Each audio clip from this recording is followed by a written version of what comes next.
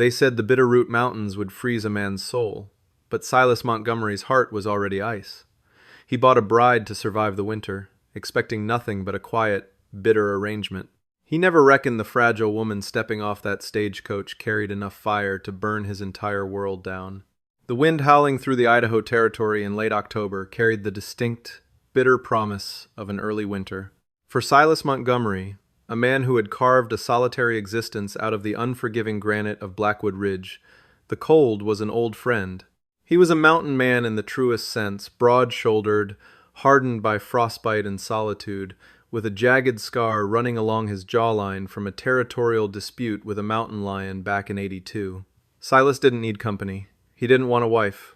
But survival in the West rarely cared about a man's preferences.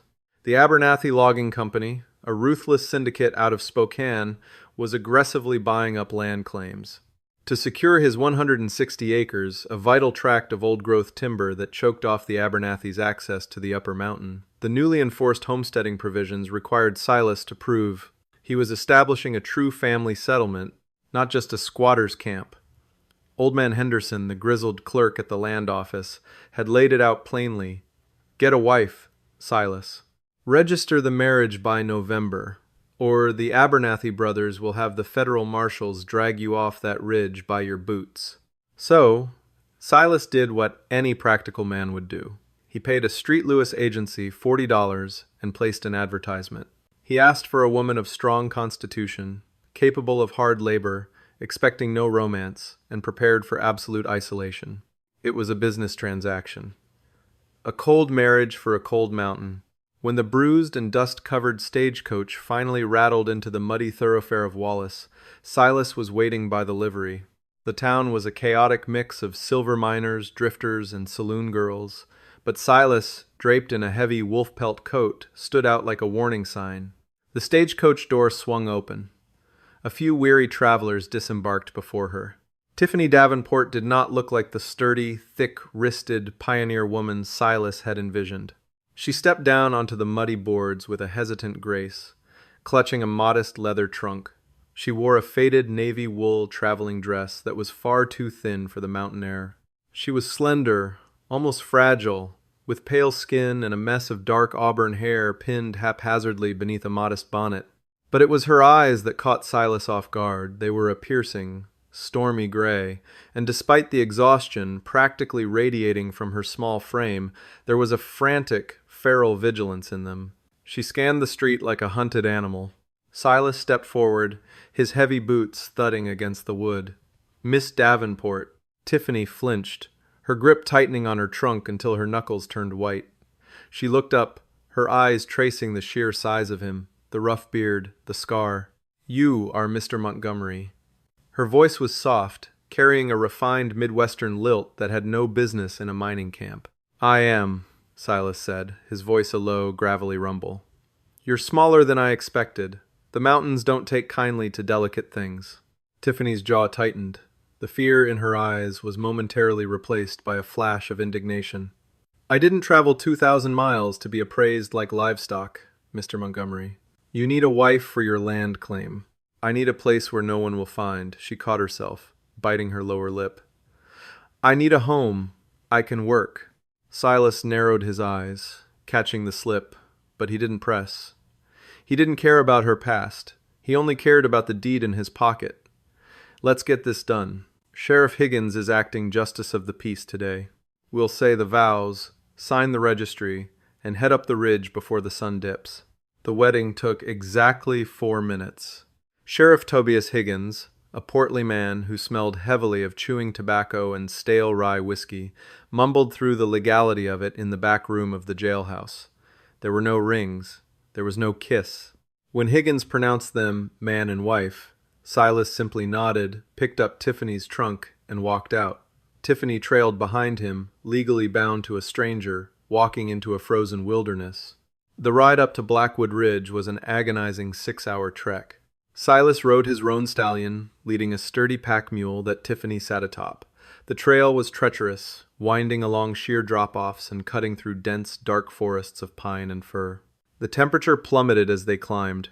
Silas expected her to complain. Most city women would have been weeping by the second hour, terrified by the sheer drops or freezing in the biting wind. He occasionally glanced back, fully expecting to see tears. Instead, Tiffany sat rigid, wrapped in a coarse wool blanket he had thrown at her, her face buried in the collar, but her stormy eyes locked dead ahead. She was shivering violently, her lips turning a faint shade of blue, but she never uttered a single word of protest. When they finally crested the ridge and the small, sturdy log cabin came into view against the backdrop of the jagged, snow-capped peaks, twilight had fallen. Silas dismounted, lifting her down from the mule. Her legs gave out from the cold and the hours of riding, and she stumbled against his chest. For a fraction of a second, Silas felt the delicate, bird-like flutter of her heartbeat against his heavy coat. He instinctively steadied her, his large, rough hands gripping her waist. She looked up at him, breathless, her proximity suddenly making the vast wilderness feel intimately small. Silas cleared his throat, abruptly stepping back and breaking the spell. "Welcome to Blackwood," he said gruffly, hauling her trunk inside. "Don't expect much." Tiffany stood in the doorway, staring into the dark, freezing cabin. "It's perfect," she whispered to the wind. The first 2 weeks of their marriage were an exercise in silent endurance. True to his word, Silas treated their union as a strict partnership of survival. He took a bedroll and slept on the floor by the stone hearth, giving Tiffany the cabin's single rope-sprung bed in the corner. He was up before dawn, disappearing into the timber with his axe and traps, returning only when the sky bruised purple with dusk. He expected Tiffany to break. The cabin was primitive, drafty, lit only by oil lamps, with a cast-iron wood stove that required constant tending. He figured he would come home one evening to find her sobbing in a corner, begging to be taken back to Wallace. But Tiffany Davenport was a revelation forged in quiet defiance. By the fourth day, Silas returned to find the cabin smelling not of wet dog and stale coffee, but of roasted venison and wild rosemary. The rough-hewn floorboards had been scrubbed clean. His torn winter socks were sitting neatly on the table, meticulously darned. Tiffany was standing by the stove, her face smudged with soot, trying to wrangle a heavy iron pot off the heat. Silas watched her from the doorway. He noticed the painful, angry red blisters forming on her small hands from chopping kindling, a chore she had taken upon herself when he had forgotten to bring enough wood inside. "You didn't have to chop the wood," Silas said, stepping inside and shrugging off his snow-dusted coat. Tiffany didn't look at him, focused on pouring the stew. The fire was dying. "I wasn't going to freeze just because you have a poor memory, Mr. Montgomery." It was the first time she had challenged him. Silas felt a strange, unfamiliar tug at the corner of his mouth. A smile? He couldn't remember the last time he had smiled. He walked over, reached into his saddlebag, and tossed a pair of worn, supple deerskin gloves onto the table next to her plates. "They're too big for you," he muttered, "but they'll stop the axe handle from tearing your palms open." Tiffany stared at the gloves, then up at his rugged face. The cold, transactional wall between them seemed to thin, just a fraction. "Thank you, Silas." It was the first time she had used his given name. The sound of it on her lips sent an unexpected jolt through his chest, warming a place he thought had died years ago. As November bled into December, the Bitterroot Mountains unleashed their fury. Snow piled up to the windowsills, effectively burying them in isolation. The outside world ceased to exist. Inside the cabin, however, a different kind of heat was building. Forced into close quarters, the silence gave way to tentative conversation. They spent the long, dark evenings by the hearth. Silas would carve new trap triggers while Tiffany mended clothes or read from a battered volume of Shakespeare she had brought in her trunk. He learned that she had a sharp, biting wit. She learned that behind his gruff, terrifying exterior, Silas had a deep, quiet reverence for the mountain and the life it sustained. The physical awareness of each other became a palpable, heavy thing in the small room. Sometimes, when Silas reached for a piece of firewood, his arm would brush her knee, and they would both freeze, hyper-aware of the contact. He began to notice the way the firelight danced in her auburn hair, the graceful curve of her neck as she read, and the fierce, protective way she maintained their home. She wasn't just surviving, she was breathing life into his dead world. Silas, who had sworn off women after a bitter betrayal in his youth, found himself lying awake on his floor pallet, painfully attuned to the soft sound of her breathing across the room, aching to cross the floor and pull her into his arms. But Tiffany kept a part of herself locked away behind a wall of steel. Every time Silas tried to ask about Street, Louis, or her family, her eyes would cloud over with that familiar, hunted panic, and she would quickly change the subject. She never slept soundly. He often heard her whimpering in the night, thrashing against the quilts, as if fighting off a phantom. The turning point came on a Tuesday. A blizzard was raging outside, shaking the cabin timbers. Tiffany had gone down to the root cellar beneath the floorboards to fetch potatoes. Silas was fixing a loose floorboard near the foot of her bed. As he pried the nail up with his hammer, he accidentally knocked against Tiffany's leather trunk. The worn latch, which had always been securely locked, suddenly gave way with a sharp click. The lid popped open. Silas didn't mean to pry. He reached out to press the lid closed, but his eyes caught on something buried beneath her neatly folded petticoats. It wasn't the lace or the books that drew his attention. It was a heavy, mahogany-finished velvet box, the kind used by gentlemen for dueling pistols. Frowning, Silas opened the box. Inside, resting on red velvet, was a silver-plated Remington double derringer. It wasn't a pristine lady's protection piece. The handle was scuffed. The barrel smelled faintly of old cordite. It had been fired, and recently. But it was the folded piece of paper tucked beneath the gun that made Silas's blood run cold. He unfolded it. It was a Pinkerton National Detective Agency wanted poster. The sketch on the paper was crude, but there was no mistaking the stormy, defiant eyes of the woman he had married. Wanted, Catherine Miller. Alias, Tiffany Davenport. Wanted for grand larceny, embezzlement, and the attempted murder of Judge Henry Caldwell of Missouri. Reward, $500. Armed and highly dangerous. Silas slowly stood up, the paper crinkling in his massive fist. The floorboards creaked behind him. He turned to see Tiffany emerging from the cellar trapdoor, a basket of potatoes in her arms. She froze, her eyes dropping to the open trunk, then to the wanted poster in Silas's hand. The basket slipped from her grasp, potatoes spilling and rolling across the wooden floor. The warmth that had been building between them over the past month vanished in an instant, replaced by the deadly, chilling silence of the mountain outside. "Silas," she whispered, her voice trembling. Silas cocked his jaw, the scar pulling tight as his eyes hardened into flint. "Who in the hell did I marry?" The potatoes rolled to a stop against the rough-hewn logs of the cabin wall. The only sound in the room was the violent howling of the blizzard outside, rattling the windowpanes like a furious ghost demanding entry. Silas stood frozen, the crumpled Pinkerton poster gripped so tightly in his massive fist that his knuckles strained white against his scarred skin. "Who in the hell did I marry?" he repeated, the gravel in his voice dropping to a dangerous, deadly octave. Tiffany or Catherine, as the paper condemned her, did not cower. The initial shock that had drained the blood from her face was quickly replaced by the same feral, cornered animal defiance Silas had seen the day she stepped off the stagecoach in Wallace. She slowly wiped her dirt-stained hands on her apron, her chin tilting upward. "You married a woman who needed a place to hide, Silas. Nothing more, nothing less," she said, her voice shaking but her stormy gray eyes locked dead onto his. "You wanted a wife to secure your deed. I gave you that.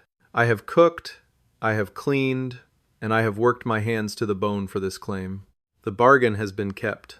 The bargain didn't include harboring a fugitive wanted for the murder of a federal judge, Silas roared, taking a heavy step forward. He threw the poster onto the wooden table between them. "I don't abide liars, Tiffany. And I damn sure don't abide bringing the law to my doorstep.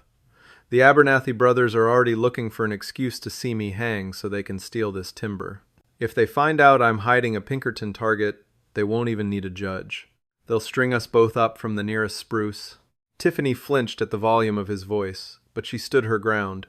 "I didn't kill him," she whispered, her voice suddenly cracking, the iron facade finally fracturing. "I only stopped him from killing me." Silas stopped, his chest heaving under his flannel shirt. He looked at the derringer still resting in its velvet box, then back to the small, fragile woman standing before him.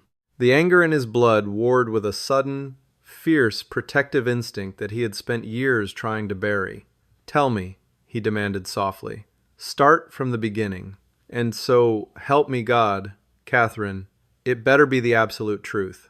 She closed her eyes, a single tear slipping down her pale cheek, catching the golden light of the hearth. "My real name is Catherine Miller. My father, Josiah Miller, owned the largest freight and supply company in Street Louis. He was a good man, too trusting.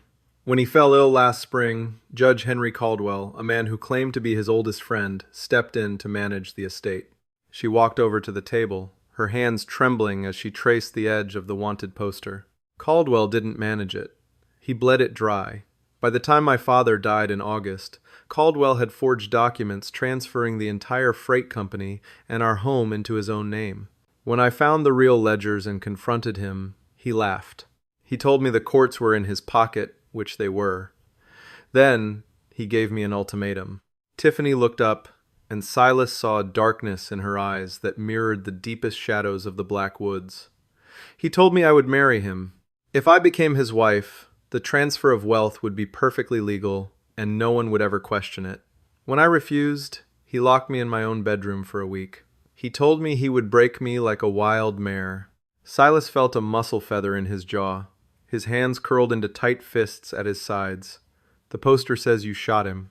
"He came into my room drunk one night," Tiffany whispered, her voice devoid of emotion, hollowed out by the memory. "He had a heavy walking stick. He hit me across the face, told me the wedding was the next morning, willing or not. While he was unbuckling his belt, I reached into his coat pocket. He always carried that Remington Derringer. I pulled it out, and I shot him in the chest."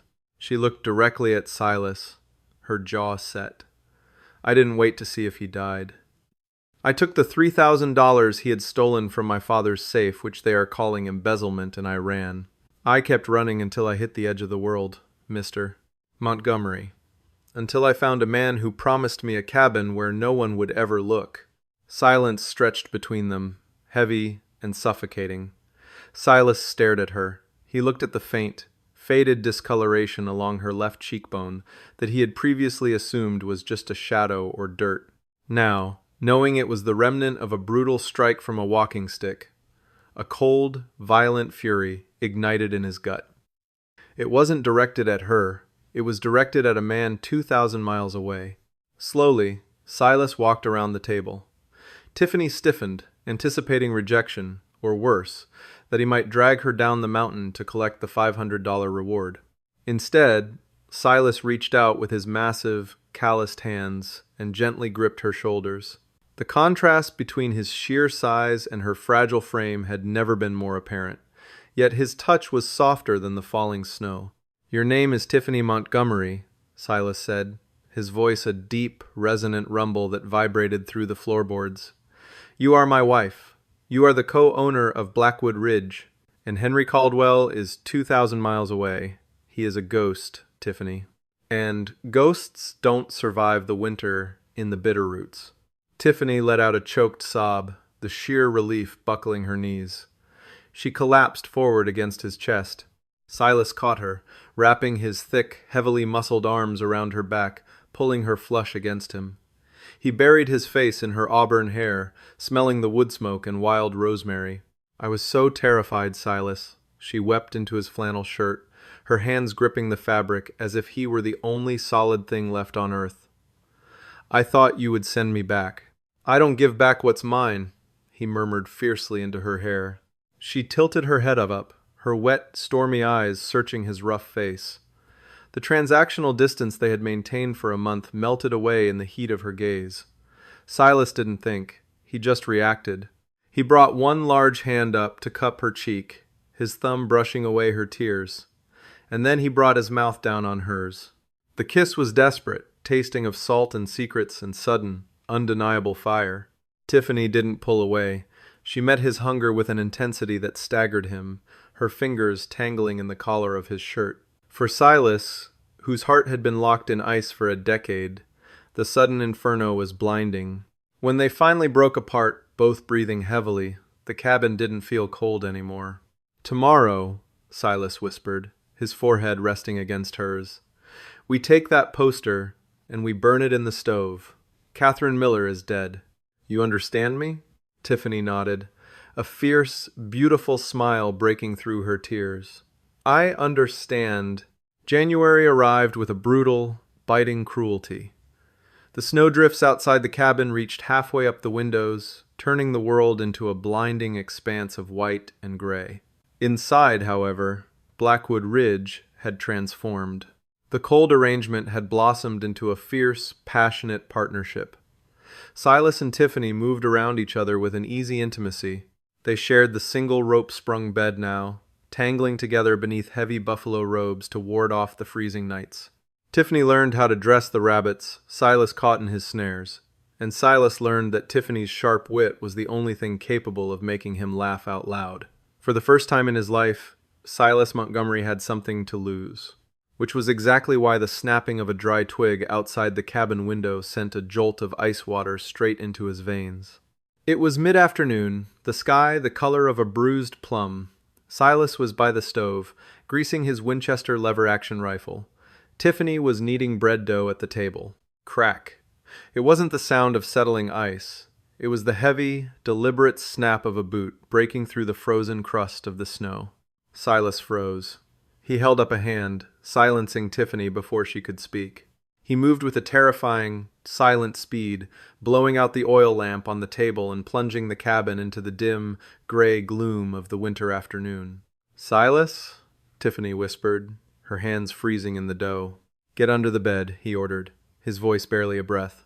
He levered around into the Winchester's chamber with a slick clack-clack. "Now, Tiffany, don't argue." She didn't. She wiped her hands on her apron, grabbed the loaded Remington Derringer from her trunk, and scrambled beneath the heavy wooden frame of the bed, her heart hammering against her ribs. Silas pressed his back against the wall next to the heavy oak door. He peeked through a chink in the mortar between the logs. 3 men were trudging through the deep snow into the clearing. They were bundled in heavy dusters and woolen scarves, but they moved with the tactical coordination of men who hunted for a living. 2 of them carried double-barreled scatterguns. The man in the lead, however, made Silas's blood run cold. It was Caleb Abernathy, the younger of the Spokane logging brothers, and riding on the breast of his heavy coat was a shiny silver badge. Beside him stood a tall, gaunt man in a bowler hat, holding a piece of paper that looked sickeningly familiar. "Montgomery!" Caleb Abernathy's voice echoed across the frozen clearing, arrogant and sharp. "Open the door. I've been deputized by the federal marshal in Wallace. I have Pinkerton agent Arthur Pendleton with me, and a federal warrant for the arrest of Catherine Miller." Under the bed, Tiffany clamped a hand over her mouth to muffle a gasp. Caldwell wasn't dead. He had survived the gunshot, and his money had bought the Pinkertons. He had tracked her. Silas's eyes narrowed. He looked back at the bed, catching a glimpse of Tiffany's terrified gray eyes in the shadows. He gave her a single, firm nod, a promise forged in steel. Silas kicked the door open and stepped out onto the porch, the Winchester resting casually but lethally against his hip. The freezing wind whipped his hair around his scarred face. "You're trespassing on a registered homestead, Abernathy," Silas shouted back, his voice cutting through the wind like a newly sharpened axe. "You and your Pinkerton dog have exactly 10 seconds to turn around and walk back down this mountain before I start planting you under it." Agent Pendleton stepped forward, raising his hands in a placating but condescending gesture. "Now, Mr. Montgomery, let's not be rash. The woman inside is a wanted fugitive. She attempted to murder a respected judge in Missouri. If you're harboring her, you're an accessory. Turn her over, and you can keep your little patch of timber." "My wife's name is Tiffany," Silas spat, "and she hasn't set foot in Missouri in her life. You're holding a forged piece of paper bought by a corrupt judge. Now get off my land." Caleb Abernathy laughed, a cruel, ugly sound. "I knew it. I told you, Pendleton, this mountain trash wouldn't listen to reason. He's just squatting on my timber." Abernathy leveled his scattergun. "Take him down. We'll drag the bitch out ourselves." "No!" Tiffany screamed. The clearing erupted in deafening violence.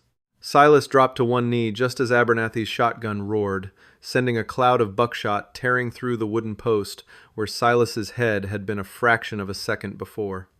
Silas didn't flinch. He brought the Winchester up, sighted, and fired. Crack. The heavy 44-40 round caught the third hired gun square in the shoulder, spinning him around and dropping him screaming into a snowdrift. But Pendleton was fast. The Pinkerton agent drew a Colt revolver from his holster with lightning speed and fired twice. The first bullet splintered the doorframe. The second caught Silas high on his left side, tearing through his heavy coat and grazing his ribs. Silas grunted, the impact throwing him backward onto the porch boards. The Winchester slipped from his grasp, sliding away into the snow. Silas! Tiffany scrambled out from under the bed. She didn't freeze. She didn't cower. The fragile, terrified girl from Street Lewis was gone, burned away by the mountain and the man she loved. She bolted to the doorway, stepping right over Silas's bleeding form, her small hands raising the silver derringer. Abernathy was pumping his shotgun for a second blast, stepping onto the edge of the porch, a victorious sneer on his face. He saw Tiffany and hesitated, expecting her to surrender. He underestimated the fire in a cornered bride. Tiffany didn't hesitate. She aimed right at Caleb Abernathy's chest and pulled the trigger. The little derringer barked, kicking hard in her hand. Abernathy screamed as the bullet bit deep into his thigh. He stumbled backward, his leg giving out, and pitched face first off the porch into the deep snow, his shotgun discharging harmlessly into the sky. Agent Pendleton cursed, raising his Colt toward Tiffany. "You stupid little—" Before Pendleton could finish, Silas, roaring through the pain in his side, lunged upward. He grabbed his heavy splitting maul resting against the log wall and hurled it with all his remaining strength. The heavy iron head slammed into Pendleton's forearm with a sickening crunch. The Pinkerton's gun went flying, and he collapsed to his knees, clutching his shattered arm in agony. The clearing fell silent, save for the moans of the bleeding men in the snow and the relentless howling of the winter wind. Tiffany dropped to her knees beside Silas, her hands frantically tearing at his coat to get to the blood soaking through his flannel shirt. Her hands were shaking violently now, her eyes wide with panic. "Silas." "Oh my God! Silas, you're bleeding!" Silas gritted his teeth, pressing his hand over the fiery gash on his ribs. He looked at his wife, the smoking gun still resting on the floorboards beside her, her hands covered in his blood. A rough, painful chuckle escaped his lips. "I told you," Silas rasped, reaching up to smear a streak of blood and soot across her pale cheek. "The mountains don't take kindly to delicate things. Good thing I didn't marry one." But the victory was hollow. As Tiffany helped Silas back into the cabin to tend his wound, locking the heavy door behind them, they both knew the truth. Caleb Abernathy and Pendleton were wounded, but they weren't dead. They would retreat, heal, and send word back to Missouri. Judge Caldwell knew exactly where she was now, and the wolves of winter had only just begun to circle Blackwood Ridge. The blood that stained the snow outside the cabin eventually froze, buried beneath the relentless, driving blizzards of late January. For 6 weeks, Silas and Tiffany lived in a state of hypervigilance. Silas's ribs knit back together, leaving a jagged, silvered scar that matched the one on his jaw. Tiffany tended to him with a fierce devotion, her former aristocratic fragility completely burned away by the harsh realities of the Idaho frontier.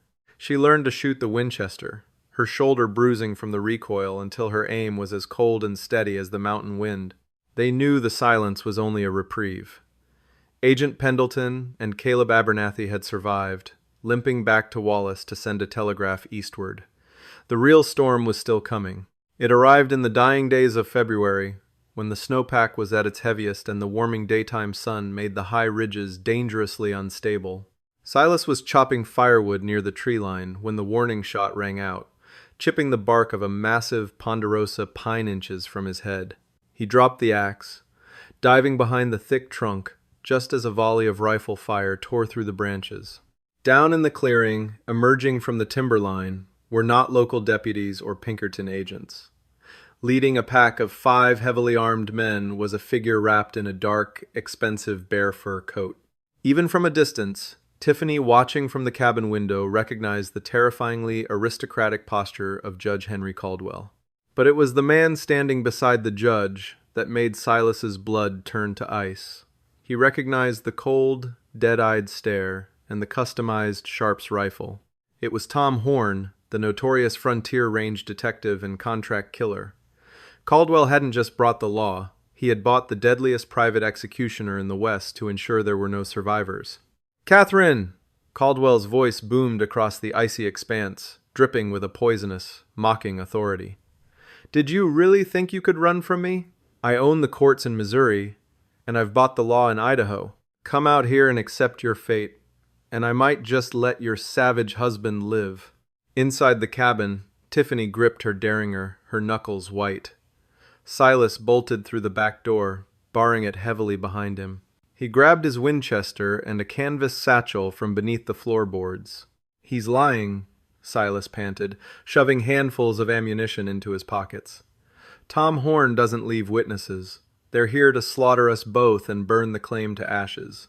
"I won't let you die for me, Silas," Tiffany whispered, her gray eyes wide with terror, but her chin trembling with resolve. "If I surrender, you are my wife," Silas growled, grabbing her shoulders and forcing her to look at him. "And we are leaving, now, through the cellar." Outside, Caldwell's patience snapped. "Burn them out, Mr. Horn." A torch arched through the sky, landing squarely on the cabin's dry cedar shake roof. Flames immediately licked at the frost-covered wood. Silas didn't hesitate. He pulled Tiffany down into the root cellar, shoving aside the heavy barrels of salted pork, to reveal a narrow, dirt-packed tunnel he had dug years ago as a ventilation and escape shaft in case of a bear attack or a cave-in. They crawled through the freezing darkness as the smoke began to billow above them. They emerged 100 yards away, hidden beneath the thick, snow-laden boughs of a spruce grove, halfway up the steep granite incline known as the Devil's Tooth. Below them, the cabin was a roaring inferno. Caldwell and his men stood in a semicircle, rifles raised, waiting to gun them down as they fled the flames. "They'll track our footprints as soon as the cabin collapses," Silas whispered, his eyes scanning the massive, overhanging cornices of snow clinging to the peaks directly above the clearing. Thousands of tons of ice, precariously holding onto the rock. Tiffany looked at the men below, her gaze locking onto Caldwell. A sudden, chilling realization hit her. "Silas," she said, her voice dropping to a dead, hollow whisper, "look at Caldwell's left hand." Silas squinted. The judge was holding a gold pocket watch, but on his ring finger gleamed a massive, distinct ruby signet ring. "That was my father's ring," Tiffany breathed, tears of sheer, blinding rage welling in her eyes. "He claimed my father died of cholera. Cholera doesn't strip a ring from a man's finger. He smothered him. He killed my father, Silas." The final pieces of the puzzle clicked together. It had never been just about the money. It was total annihilation. "Then we deliver the mountain's justice," Silas said grimly. He opened his canvas satchel, pulling out 3 sticks of highly volatile blasting gelatin he used for clearing stumps. He tied them together with a short fuse. "Horn has the eyes of a hawk," Silas said, striking a match. "The second I throw this, he'll see the spark. You have to keep them pinned." Tiffany didn't flinch. She raised the heavy Winchester, resting the barrel on a granite outcropping. She sighted right on the center of Caldwell's bear fur coat.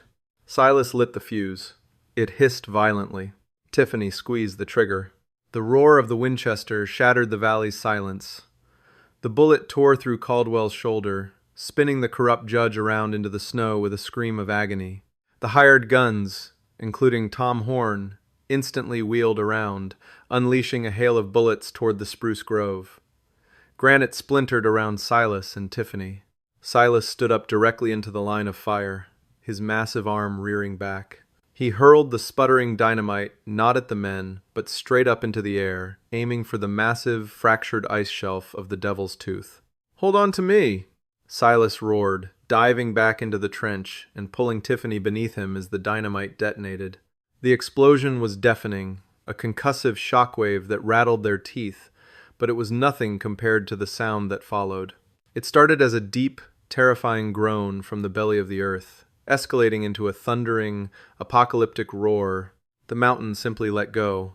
A colossal wave of white thousands of tons of snow, ice, and uprooted pine trees surged over the ridge.